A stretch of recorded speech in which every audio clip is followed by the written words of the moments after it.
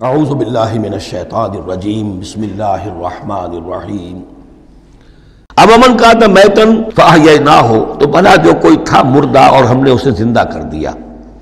اس سے مراد ہے حیات معنوی اور موت معنوی۔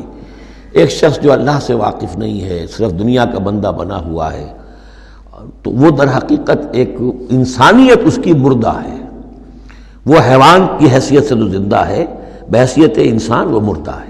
پھر اللہ نے اسے ہدایت دی، اس کو ایمان کی اب وہ زندہ ہوا۔ اب امن کان میتن فاحییناہ وجعلنا لہ نورا، اور پھر ہم اس کو نور بنا دے دیتے ہیں۔ اب وہ اللہ کی کتاب اس کے سامنے ہے، یمشی بہ فی الناس، اب اس کو لے کر وہ چل رہا ہے لوگوں کے مابین۔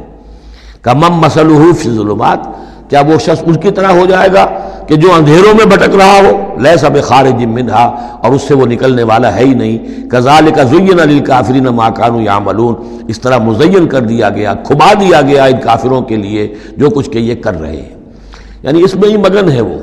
لیکن ایک وہ شخص تھا جس کو پہلے ہوش نہیں تھا، توجہ نہیں تھی۔ حضرت عمر ہے رضی اللہ تعالی عنہ، 6 سال لگ گئے۔ حضرت حمزہ ہے 6 سال لگ گئے، 6 سال میں ایمان لا رہے ہیں۔ لیکن پھر یہ ہے کہ اللہ نے ہدایت دے دی۔ اس کے بعد یہ ہے کہ وہ نور قرآن مجید بھی موجود ہے، اب چل رہے ہیں، آگے بڑھ رہے ہیں، فروشیاں کر رہے ہیں۔ اب ایک وہ جو بھٹکتے ہی رہے ساری عمر اور اسی اندھیاروں کے اندر ہی جانے دے گئے۔ وَكَذَلِكَ جَعَلْنَا فِي كُلِّ قَرْيَةٍ أَكَابِرَ مُجْرِمِيهَا، اسی طرح ہم نے ہر بستی میں بڑے بڑے مجرم کھڑے کیے، لِيَمْكُرُوا فِيهَا، تاکہ وہ اس میں خوب چالیں چلیں۔ وہی بات، شیاطین الانس والجن کو ہم نے اٹھایا، اسی طرح ہر بستی کے اندر جو سردار اور بڑے وہاں کے چودھری ہوتے ہیں، ہم ان کو چھوٹ دیتے ہیں کہ وہ کھڑے ہوں اور روکیں لوگوں کو، اور لوگوں کو ستائیں، اور لوگوں سے امتحان لیں، لوگوں کو آزمائش میں ڈالیں، چالیں چلیں، تاکہ جو صاحب جوہر ہیں ان کے جوہر کھلیں، ان کے اور نکھریں، ان کے اندر کی صلاحیتیں جو ہے وہ اور اجاگر ہوں۔ اکابر مجرمیہا لیمکروا فیہا، تاکہ خوب چالیں چلیں۔ وما یمکرون الا بانفسہم، حالانکہ وہ نہیں مکر کر رہے مگر اپنی جانوں پر، سارا وبال تو اپنے اوپر لے لیں گے بالآخر۔ بظاہر جو کچھ کر رہے ہیں وہ، لیکن یہ کہ اس کا جب نتیجہ ان کے سامنے آئے گا، جو سمیہ اور یاسر کے ساتھ کیا ہے ابو جہل نے رضی اللہ تعالیٰ عنہما، جب وہ حقیقت سامنے آئے گی تب آنکھ کھلے گی۔ جب آنکھ کھلی گل کی تو موسم تھا خزاں کا۔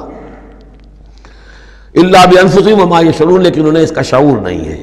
وَإِذَا جَاءَتْهُمْ آیَةٌ قَالُوا لَن نُؤْمِنَ حَتَّىٰ نُؤْتَىٰ مِثْلَ مَا أُوتِیَ رُسُلُ اللَّهِ، اور جب ان کے پاس کوئی نشانی آتی ہے، نشانی سے مراد قرآن کی آیت، قرآن کی دلیل، تشبیہ، تصریف آیات نئے انداز میں، فرمایا جب بھی ان کے پاس آیت آتی قالوا لن نؤمن، وہ کہتے ہیں ہم ہرگز ایمان نہیں لائیں گے، حتیٰ نؤتیٰ مثل ما اوتی رسول اللہ، جب تک کہ ہمیں بھی وہی چیز نہ دی جائے جو اللہ کے دوسرے رسولوں کو دی گئی تھی، ویسے ہی حصی معجزے۔ اللہ عالم حیث یجعل رسالتہ، اللہ تعالیٰ زیادہ واقف ہے اس سے کہ وہ اپنی رسالت کے لیے کیا جگہ، کیا محل، کیا مقام معین کرے۔ اللہ تعالیٰ نے اس وقت ان کے لیے یہی رکھا، وہ بھی اللہ کی حکمت کے تحت تھا۔ اور اب جب کہ نوع انسانی شعور کے اعتبار سے بلوغ کی عمر کو پہنچ چکی ہے، بچہ چھوٹا ہوتا ہے کھیلنے کے لیے کھلونے دیے جاتے ہیں، لیکن ذرا بڑا ہو جائے تو اسے کھلونے نہیں دیے جاتے، اب اسے حکمت سکھائی جاتی ہے، عقل سکھائی جاتی ہے، شعور سکھایا جاتا ہے، تمیز سکھائی جاتی ہے۔ تو وہ نوع انسانی کا دور طفولیت تھا، اس میں ابھی ان کا فہم، ان کی عقل، ان کے شعور، ابھی ان کی جو ہے بلوغت کو نہیں پہنچی تھی یہ شعور کی چیزیں، لہذا ان کے لیے وہ کھلونے بھی تھے، حصی معجزات بھی تھے۔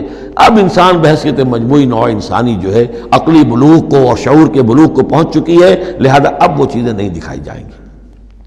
اللہ عالم حیث یجعل رسالتہ سیصیب الذین اجرموا صغار عند اللہ، ان قریب پہنچے گی ان مجرموں کو، ان گناہگاروں کو بہت ہی ذلت اللہ کے ہاں، وعذاب شدید بما کانوا یمکرون، اور سخت سزا اور عذاب ان کی ان تاری چال بازیوں کے طفیل کے جو وہ کر رہے ہیں۔